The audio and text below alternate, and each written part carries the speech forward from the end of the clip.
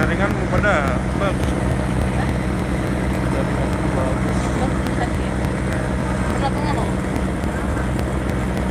Yang di Tomok KMP Toba Ajibata. Kita lagi mau nyebrang dengan cuaca yang sedikit berkabut, tetapi so far tetap indah. Danau Toba tetap indah, alamnya tetap indah. Teman-teman harus berkunjung ke Danau Toba sekitaran Samosir.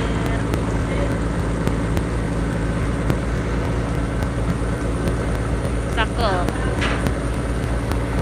Nih, walaupun mendung-mendung tapi masih tetap menyejukkan, tidak menghilangkan keindahan dan kecakapan. That's right. Tadi ada anak-anak pemburu receh.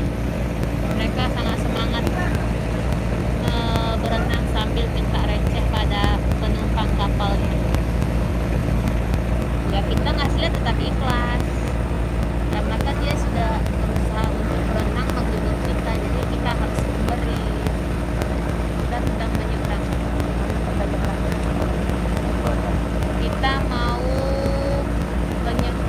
ke arah Ajibata dari Tomok ke Ajibata. Kira-kira berapa menit? 45 menit. Kira-kira estimasi 45 menit. Makanya dengan view yang sangat indah.